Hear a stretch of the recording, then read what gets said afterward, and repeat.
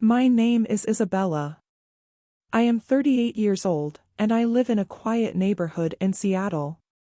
It's a peaceful place, with tree-lined streets, small cafes, and people who nod and smile when you pass. Many would say it's a perfect city to live in, calm and steady. From the outside, my life looks orderly. I have a steady job at a publishing firm. I have a comfortable apartment. And I have a partner, Nathan, who is kind, patient, and deeply caring. Many would envy me. And I understand why. But every morning, when I wake up, I feel a hollow ache in my chest. Not because of anything wrong, but because something important is missing. Years ago, I made a choice that slowly shaped my life. I stayed with Nathan for the wrong reason. I met him after a very painful breakup. My previous relationship ended abruptly, leaving me broken and unsure of myself. I felt lost, empty, and scared of being alone. Nathan entered my life gently. He was patient when I cried. He listened when I spoke. He never pressured me. He never demanded. He just existed quietly, offering calm and safety. I mistook that calm for love. When he asked me to move in together, I said yes. Not because I loved him, but because I was afraid to be alone. I told myself love would come later. I believed I could grow into it. I thought kindness was enough to fill the empty spaces in my heart. But months passed, and then years. And love never came. Nathan did everything a partner could do. He cooked my favorite meals. He left me little notes on the counter. He remembered important dates and celebrated them quietly, without fanfare. He held my hand in public. He told me I was beautiful, even on mornings I didn't feel like looking at myself. Every act of love made my guilt heavier. At night, he would fall asleep easily. I would lie awake, staring at the ceiling, asking myself, what is wrong with me? I tried to change. I tried to feel more. I tried to be grateful. But feelings cannot be forced. One evening, we were sitting on the balcony. The sky was dark, the air cold, and the lights from the streets below twinkled softly. Nathan looked at me and smiled gently. I feel lucky every day to have you, Isabella, he said. My throat tightened. I smiled back. But inside, I felt like I was lying. Slowly, I started pulling away. Not with anger. Not with words. With silence. I answered less. I shared less. I avoided his eyes when conversations became emotional. Nathan noticed. One night, while I was washing dishes, he asked, is everything okay? Did I do something wrong? I froze. No, I said quickly. I'm just tired. That became my answer for everything. I'm tired. But the truth was, I was exhausted from pretending. A few weeks later, Nathan planned a weekend getaway. A cabin by the mountains. A quiet escape. He was excited. He said it would help us relax, reconnect. I didn't want to go. But I said yes. I always said yes. At the cabin, everything felt heavy. Too quiet. Nathan cooked dinner. He lit candles. He opened a bottle of wine.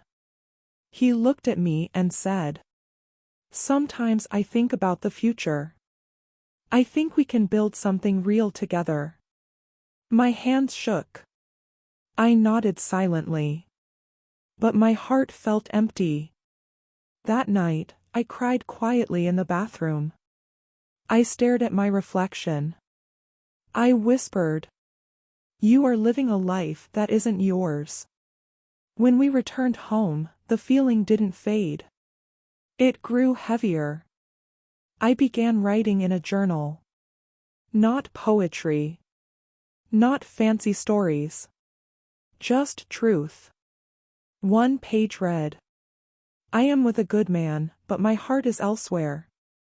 Another read. I am scared to leave, but staying is breaking me slowly. My mother once told me, love is not always fireworks. Sometimes it is calm. I wanted to believe her. But calm should never feel empty.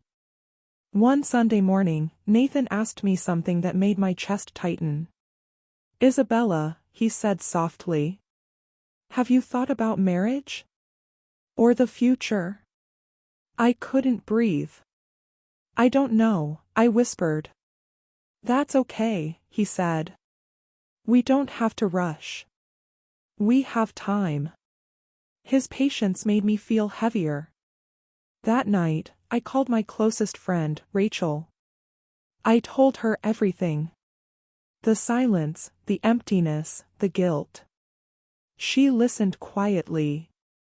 Then she said, staying when you don't love someone is unfair. To him and to you. Her words stayed with me. Days passed slowly. Every moment felt heavy. One evening, Nathan came home smiling. He held a small envelope in his hand. I got us tickets, he said. For a concert you love. I smiled politely. But inside, my heart was breaking. That night, I couldn't sleep. I knew I couldn't continue. The next morning, I asked him to sit with me. My hands were shaking. There's something I need to say, I whispered. He looked at me with gentle eyes. Okay, he said. I care about you deeply, I began. But I don't love you the way you deserve.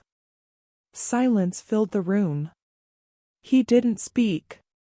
He just nodded. I think I've felt this for a while, he said softly. Tears rolled down my cheeks. I'm so sorry, I said. I know, he replied. You never stopped being kind. You just stopped being close. We talked for hours. No anger. No shouting. Only sadness. That night, I slept in the guest room. The next weeks were quiet. Painful. Honest.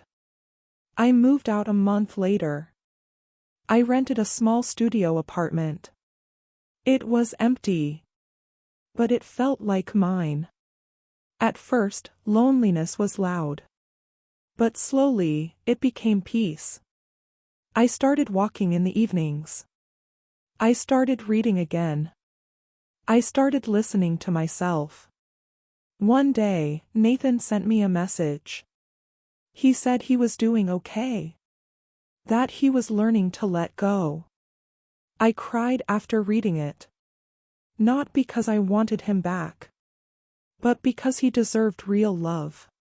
Months passed. I joined a writing class at the community center. I met new people. I started expressing myself again. One evening, I sat by my window and realized something important. Being honest hurt. But lying was destroying me. Today, my life is simple. Quiet. Real. I don't know what the future holds. But I know this. Never stay because you are afraid to leave. Never accept half-love. Never silence your heart. If you are listening and feel trapped in a life that doesn't feel like yours, you are not weak. You are ready for your truth. Sometimes the bravest thing we can do is listen to our heart, even when it scares us. If this story touched you, please like, comment, and share. Subscribe to the channel for more emotional, real-life English stories.